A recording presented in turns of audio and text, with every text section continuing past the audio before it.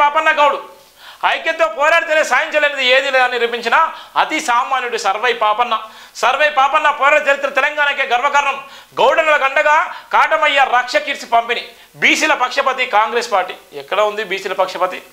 బహుజన రాజ్యాన్ని స్థాపించిన మొట్టమొదటి వీరుడు సర్వై పాపన్న అనే అతి సాధారణ కుటుంబంలో జన్మించి పశువుల కాపరిగా గీత కార్మికుడిగా కొనసాగిన తన ప్రస్థానంలో అణచివేత వివక్షతకు వ్యతిరేకంగా పోరాటం చేసిన మహాయోధుడు పాపన్నని వరంగల్ పార్లమెంట్ సభ్యులు డాక్టర్ కడియం కావ్య కీర్తించారు.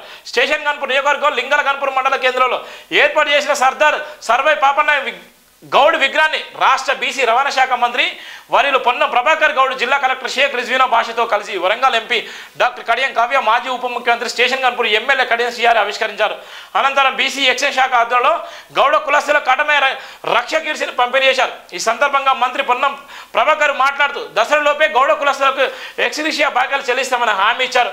మన హక్కుల కోసం, సమస్యల కోసం ఎల్లప్పుడూ కృషి చేస్తానని తెలిపారు. మనకు తెలియకుండానే మన పూర్వీకుల పోరాట స్ఫూర్తి మనకు వర్తిస్తుందని సర్వార్ పాపన్న గౌడ్ పోరాటాలకు ఆనాడు భవ్య ప్రపంచానికి తెలియకుండా చేశామని తెలిపారు.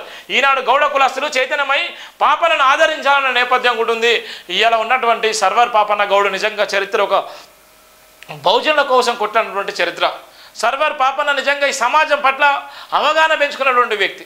సర్వార్ పాపన్న నిజంగా ఈ తెలంగాణ ఉద్యమానికి, మలిదశ ఉద్యమాలకు కానీ, అనేకమైనటువంటి ఉద్యమాలకు కానీ, ఇలా రజాకారుల ఉద్యమాలకు కానీ ఇవాళ ఆయన ఆ ఉద్యమాలు తుంగలు దొక్కేసి ఎన్నో ఉద్యమాలు చేసి ఇలా బహుజనులు చైతన్యం చేసినటువంటి ఏకైక వీరుడు సర్వార్ పాపన్న గౌడ్, ఒక బహుజనుల వారసుడు.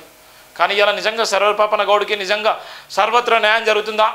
ఇలా ఎంతమంది నిజంగా గౌడ్లో తెలుసు, ఎంతమంది బీసీలు నిజంగా ఆదరిస్తారు, ఎంతమంది ఎస్సీలు ఆయన ఆదరిస్తారు, ఎంతమంది నిజంగా ఇలా ఆయన చేసినటువంటి పోరాటానికి స్ఫూర్తిగా నిలిచారు. ఇగో ఇవన్నీ ఉంటే మాటలకు చెప్పేటువంటి నేపథ్యం ఉంటుంది తప్ప చేతలకు ఏముండేటువంటి నేపథ్యం కూడా చూస్తున్నాం.